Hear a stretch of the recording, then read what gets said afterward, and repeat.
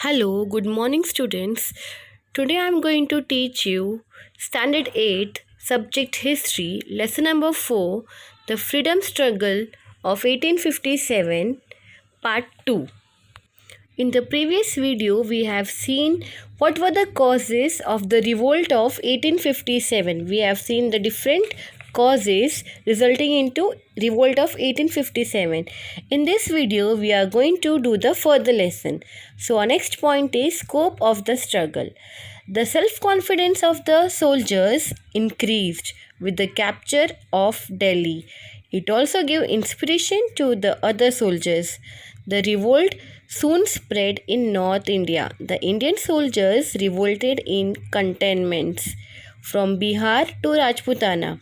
The revolt spread to Lucknow, Allahabad, Kanpur, Banaras, Bareilly and Jhansi. Later on, it spread to South India also. Chhatrapati Pratap Singh of Satara and his officer Rango Bapuji, Chima Sahib of Kolhapur, Bala Sahib Bhave of Nargund, Bhagoji Naik of Ahmednagar were in the forefront. Royal Queens of Peth Surgana from Nasik district also participated in the struggle. In 1857, under the leadership of Kajal Singh, the Bhils revolted, whereas the Shankar Shah led the revolt in Satpura region. 400 female Bhils participated in the revolt of Khandesh. Now let us see the further point, that is leadership of the struggle. During the 18th CA, after the weakening of the Mughal Empire, invaders like Nadir Shah Abdali attacked India. The Marathas understood that Mughal Empire cannot react to these foreign invaders and took up the responsibility of safeguarding India. The Marathas fought against Abdali at Panipat for the same reason. In this freedom struggle of 1857, the discontent of Mughals, Bahadur Shah was incapable of fighting against the British. Understanding the condition, Nanasaheb Peshwa, Rani Lakshmibai of Jhansi and Tatya Tope took up the charge of the freedom struggle of 1857. Its effects could be seen on the Hindu-Muslim unity. In this struggle, Maulavi Ahmad Allah, Kuwar Singh Mughal commander Bhakt Khan, Begum Hazrat Mahal led the revolt. The nature of revolt in Delhi, Kanpur, Lucknow, Jhansi, West Bihar was more fierce. Now let us go to the next point, that is crushing of the struggle of 1857. The Indians wholeheartedly fought against the British, including soldiers, zamindars, kings, commanders and common people. The Indian sepoys means soldiers, started the freedom struggle before the fixed time. Initially, they succeeded also, but military strength and administration of British rule was vast. The British therefore crushed down the struggle by all means. The British made quick recovery and returned next 6 months, regained the lost territories. Rani Lakshmibai, Kuwar Singh, Ahmadullah led their lives. After that, Bahadur Shah was imprisoned at Rangaon. Nana Sahib and Begum Hazrat Mahal took shelter in Nepal. Tatya Tope fought for next 10 months against the British, but due to betrayal, he was caught and hanged to death. In this way, by the end of 1858, the British ruthlessly crushed down the struggle. The struggle began with the discontentment among Indian soldiers, but later the peasants, artisans, common people, tribes came together to fight against the British. In this revolt, Hindus Muslims stood up with a great force. Their common aim was overthrowing the British from India. There was an inspiration of gaining independence behind this struggle, and therefore this freedom struggle gained a national form. Now let us see the next, that is the causes of failure of the struggle revolt of 1857. How it has become unsuccessful. Let us see. So our first point is the struggle was not comprehensive. This take place simultaneously all over India. No intensity was more severe in North India, but Rajputana, Punjab, and some parts of Bengal and Northwest India remained aloof. Second causes is lack of central leadership.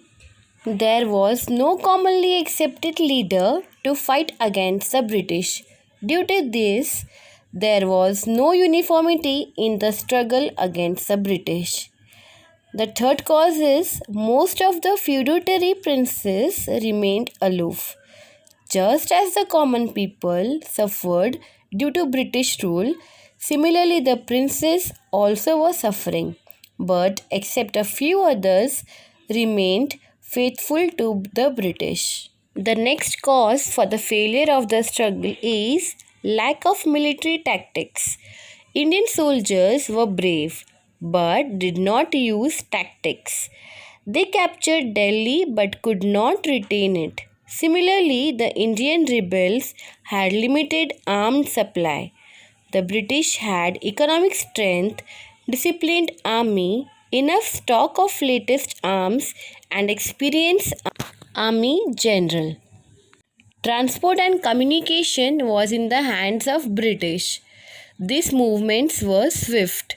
Due to this, the Indian soldiers could not succeed. Wars are fought not only based on bravery but also through military strategies, right? Now, last but not the least, the last cause for the failure of the struggle is international situation favorable for Britishers. The Crimean War with Russia was just over. The British won the war.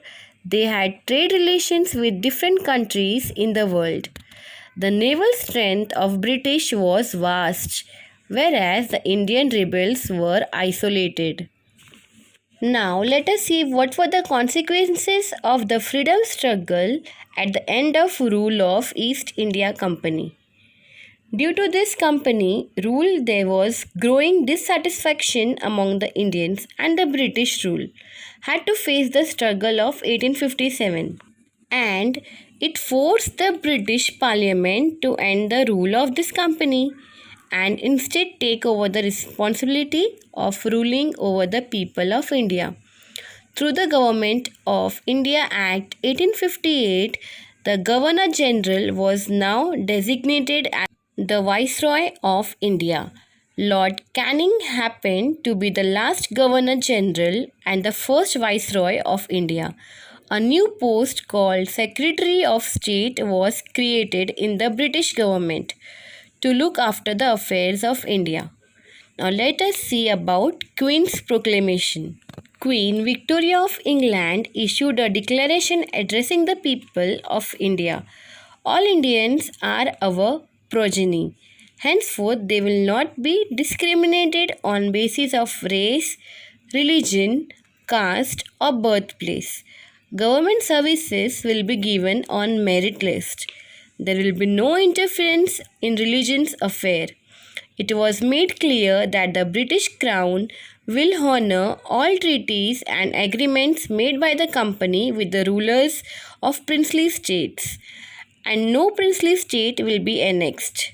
Now let us see some change in composition of army, that is change in policy. The British accepted the policy of non-interference in social and religious aspects of Indians. They also started taking care that the Indian society will not be united on social grounds. They saw to it that there will be constant conflicts on grounds of caste, religions, race, territory, etc. They adopted the policy of polluting the minds of Indians by following the divide and rule policy.